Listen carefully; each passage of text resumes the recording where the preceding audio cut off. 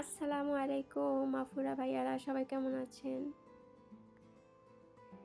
আমিও ভালো আছি আলহামদুলিল্লাহ। আফুরা ভাইয়ারা ভিডিওটা দেখা শুরু করছেন নি? যদি শুরু করে থাকেন তাহলে একটা লাইক দিয়া দেখা শুরু করে দিন। চলে আইলাম আপনাকে বরিশাল লাফা প্রবাস থেকে। রান্না করব, রান্নার পাশাপাশি আপনাগুলোকে একটু কথা কমুনি এলে গাইলাম। আমার মায়ের হাতের হাঁসের মাংস দিয়া ভাত খাওয়া দেখা মালিকের মেয়ে বলতেছে ও নাকি খাবে। এখন আমার খাবার দিচ্ছি, ও বলতেছে যে না, এত জাল খাবার আমার পক্ষে সম্ভব না, আমার জন্য আলাদা করে রান্না কর। তো যেই কথা সেই কাজ, চলে আসলাম, কারণ এখানে না বললে আর চলবে না। ওর জন্য আলাদা করে মুরগি ভিজাইছি, হাড় থেকে মুরগি আলাদা করে নিছি, নিয়ে ওর জন্য রান্না বসিয়ে দিছি। কারণ এখানে হাজার ক্লান্ত থাকলেও ওরা দেখবে না, ওরা যখন যেটা অর্ডার করবে সেটাই করতে হবে। এর নামই প্রবাস। তো আলহামদুলিল্লাহ আলহামদুলিল্লাহ, কারণ মায়ের হাতের খাবার খাইছি অনেকদিন পরে। সিমের বিচি ছিল, সাথে হাঁসের মাংস।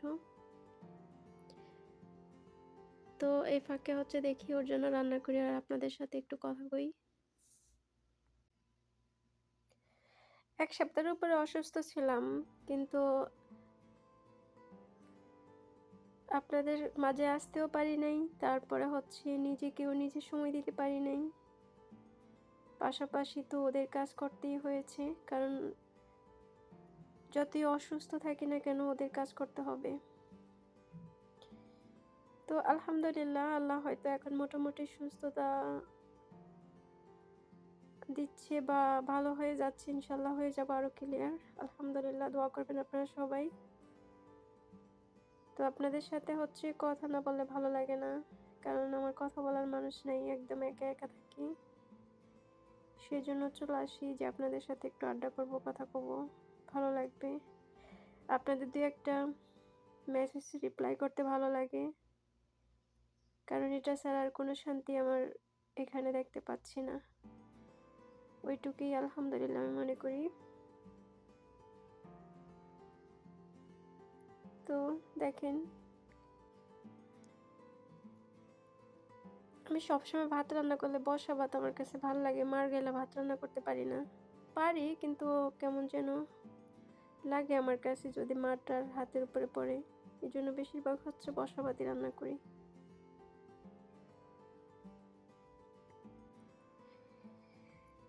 তবে এই দেশের মহিলারা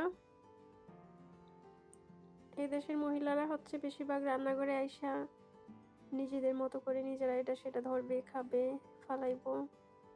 এখানে কোনো মজা পাওয়া যায় না কাজ করা। ওমানের সিস্টেম না, কারণ ওমানে আমি 4 বছর 5-6 মাস ছিলাম। একদম বাংলাদেশের মতো করে ওখানে কাজ করা যায়, রান্না করা যায়, ওদের জন্য বাংলাদেশের মতো করে রান্না করে ওদেরকে দেওয়া যায়, ওরা খায়, পছন্দ করে। কিন্তু এখানে না, এগুলা তার কাটার জাত, এই জন্য এরকম। এদের কাছে নিজের বলতে কোনো কিছুই নেই, সব এদের মতো করে চলতে হবে, এদের মতো করে বাঁচতে হবে। ওই যে টাকার কাছে বিক্রি হয়ে গেছি, কারণ মাস শেষে টাকা পাই তো, এইটাই। তো আপনাদের সাথে কথা বলতে বলতে আমার রান্না হয়ে গেছে, এখন নাক কাটারে থুকো, মানে অপারেশন করছে এরপরে থেকে এটা আমি নাক কাটাই ডাকি। এটার নাকের হাড্ডি নাকি একটু মোটা ছিল, এই জন্য হাড্ডি কাটা নিয়ে আসছে, এরপরে থেকে আমি নাক কাটা বললাম, ফ্যামিলির সবাই চিনে। তো যাই হোক, মেয়ের জন্য রান্না করলাম, রান্না শেষ হয়ে গেছে, এখন দিয়ে আসবো। সালাদ কেটে নিলাম।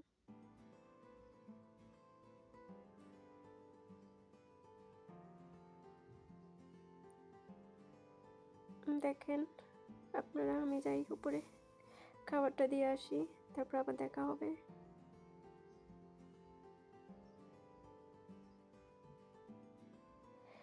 যাই হোক, উপর থেকে চলে আসলাম, এখন বাহিরে যাচ্ছি, মানে নিচতলায় থাকি তো।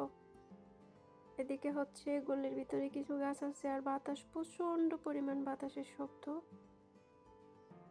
তো এই ফাঁকে ভাবলাম যে এখান থেকে একটু শ্যুট করে নিয়ে যাই। তিম ফল গাছ আছে,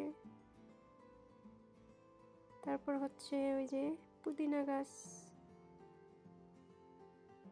আরো বিভিন্ন গাছ, এখানে হচ্ছে অনেক ধরনের গাছ আছে।